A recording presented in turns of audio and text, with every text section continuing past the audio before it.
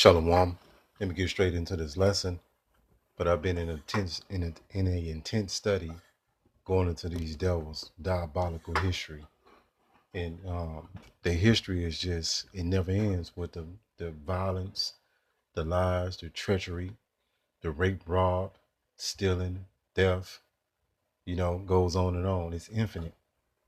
I was reading. I was studying actually about how they did the so-called Native Americans. They put them in boarding schools and cut their hair off and made them dress up like an Edomite and talk English. And that's why you got our people in this um, state of mind today because they've been indoctrinated. But it's been done through the guise of them not being able to see that they've been indoctrinated because that's all they know. So let's get into this lesson. So first off, I was going to entitle this lesson Religious Art Propaganda. Religious Art Propaganda. And what is propaganda? Let's go to this word real quick. Give me 1 second. So we got this word propaganda. It says propaganda is the deliberate and systematic attempt to shape perceptions, manipulate cogn- cognitions, cognitions, and direct behavior to achieve a desired outcome. It often involves using biased or misleading information to promote a particular political cause, ideology, or point of view. Let's go here. It says propaganda is not accidental. It is deliberate effort to influence an audience. So what they have done through their artwork is they painted the perception of the Bible to you through what they have conjured up. I'm gonna show you what I mean with this. And you be like, what this got to do with anything? I'm gonna show you. Because images are more powerful than words. A lot of people don't really understand that. It says number one, shaping the image of so-called jivas for power and control. It says Europeanization of Christ. When you know, when they say Christ, when they say jivas, when they say these names, this the imagery that comes up in people's mind. So-called white Jesus, right here. You know.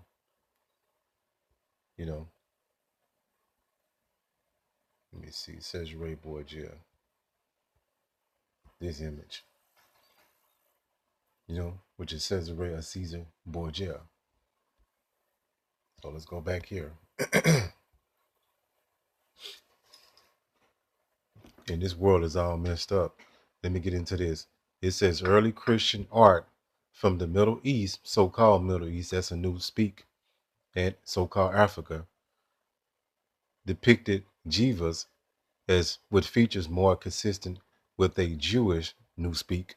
That's a new speak word. He was an Israelite from the tribe of Judah, Yahawada, right, from the Levant. It says darker skin. You hear what I'm saying? Darker skin. It says darker skin, not the image that you've been given in modern day Christianity, but they did this for a reason, so they can control your mind without you knowing it. It says curly or wavy dark hair. It says by the Renaissance, this is a very important segment in time because this is when the so-called white man would create the modern day artwork that you see today. It's painted by these painters that I'm going to go into. It says by the Renaissance. The word Renaissance means rebirth. What did they rebirth? The Greco-Roman system, which are Edomites. European artists, like just Edomite artists, not European. European is another new word that they created and put it in a language to cause confusion so they can control the narrative. It says Edomite artists like Leonardo da Vinci and Michelangelo began portraying Jivas as pale skin with European facial features. This wasn't just aesthetic. It aligned with Jivas with the dominant European identity, making Christianity feel like a white, so-called white European religion. You see how they took our book, they took our culture, and they knew exactly what they was doing because If you can control the images, you can control the people's perception of how they view the Bible. And subtly legitimizing European authority as a divinely connected. Let's keep going. It says symbolic and racial. Matter of fact, I want to get to the second one. Let's get to that second one. It says colonial and missionary propaganda. Listen up to this. It says conversion through imagery. This is a very important thing I'm about to go into. You need to focus. So I can cut this off. Okay. It says conversion through imagery.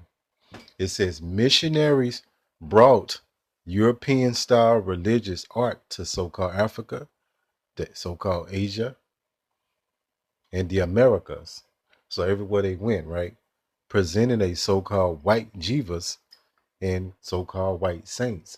Going back into this, this is why the masses of the people mind is all messed up, because they can't shake this witchcraft. So when they think about the Bible, these images flashing a memory card, so to speak. You go to this. Look at this. So this idol has been plastered all over TV, all over billboards, all over your phone, all in magazines, all on anything that can be transmitted through an image through the Christian church. That's why this image is in all the people's minds. Unless you've been set free. When you go to so-called Moses, they whitewashed everything. So what I mean when I say whitewash, and a lot of you so-called white people, you Edomites don't want to deal with this. You got cognitive dissonance when it comes to this. And it goes on, and I actually did a lesson going into all the different biblical period piece movies that they did, Moses and the Ten Commandments. You got Noah, and they all been so-called white people. That's a strategy they've been doing so they can continue to forward this lie. It says conversion through imagery. Missionaries brought the European style religious art to so-called Africa, so-called Asia, and the so-called Americas, presenting a so-called white jivas and so-called white saints. This wasn't neutral. It suggested that the true God looked so-called European, making so-called European culture appear superior. Let's keep going here. Controlling the narrative, and this is what the Edomites masters are doing. Because when you don't agree with the sayings and the teachings of Christianity, they're gonna automatically dismiss you, right? Because they can't. Because if they can't control the narrative, it ain't right in a book. It says erasure of diversity. It says early so-called Christian communities were multi-ethnic, spanning so-called Africa to the so-called Middle East and so-called Asia. But most Western religious art erased this diversity.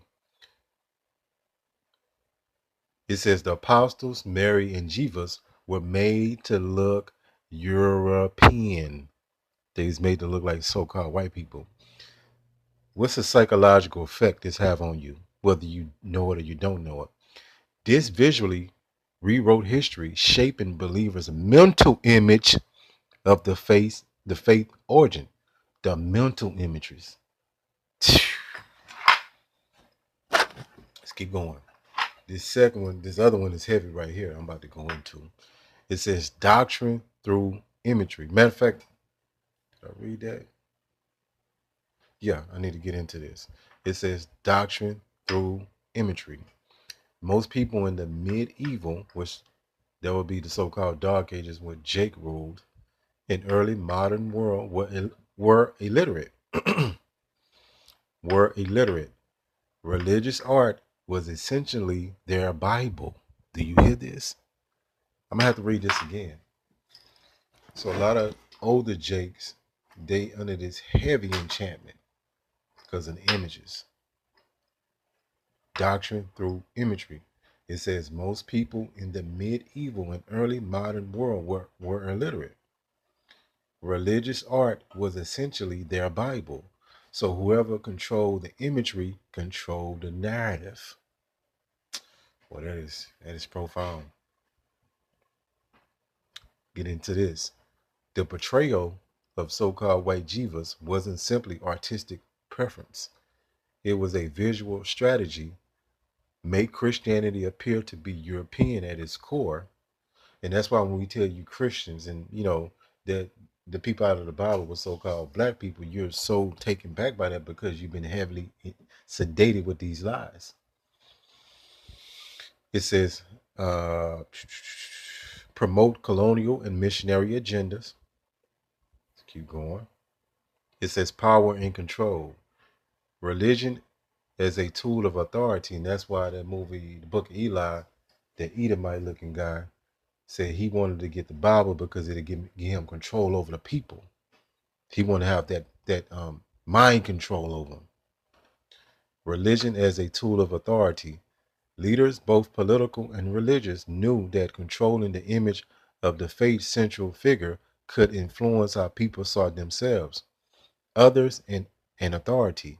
If Jivas looked like the ruling class, then the ruling class looked more godlike by association. Number two, it says, matter of fact, let's go to 3. Psychological influence. Listen up, Jake. The God looks like me effect. People are more likely to trust, follow, and accept leadership that reflects their own image. You hear this? For so-called Europeans, which be Edomites, a European jivas reinforce emotional connection and loyalty. That's why you see these sprawling mega churches that look like university, college universities, because so-called white people, they're going to support things that make their image look good. If you understand what I'm saying, I'm going to read this again. This is why they do this. And that's why some of these Edomites religiously go to the Christian church on Sunday to puff themselves back up. The God looks like me effect. People are more likely to trust, follow, and accept leadership that reflects their own image. You hear this? For Europeans and European jivas reinforce emotional connection and loyalty. For colonized people, seeing a so-called white jivas created a subconscious association between salvation and so-called whiteness. Suppressing alternative narratives, erasing early so-called African, which would be Israelites, and so-called Middle Eastern Christianity. This is all confusion right here. By promoting Europeanized art, church authorities could downplay the fact that Christianity started in the so-called Middle East and has strong Israelite roots, so-called black people. This allowed them to rewrite the origin story to favor their own cultural narrative. Yes, man. Let's go here. So when you can conquer the mind, right, you can conquer the body. And you can come out of a lot of folly and the lies that you've been taught. First Maccabees 3:48. And laid open the book of the law, where the heathen had sought to paint the likeness of their images.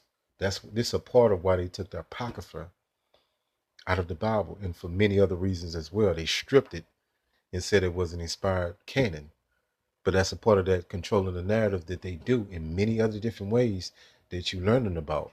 That's why we do these lessons, to wake you up, to edify you, to bring you out of that darkness, that ignorance. So let's go here. So when you see all this artwork, and I did a lesson going into this heavily, but you see what it is, man. You know, the cross, you Christians that had a cross on your neck, you had a cross in your ear, you have a cross hanging from your mirror in your car, you have a Bible sitting on the dashboard that you don't read. You Christians are all completely out of your mind. You're in a separate, you like in a separate reality than we in. And we can see you full of folly. You know what I'm saying? But going back into these images. Images are more powerful than words because they can control the subconscious mind. Right? Hopefully this lesson has been edifying. Call Allah Yahweh Bahashim Yahweh Shah Bahashim Bahak Kodash. Shalom.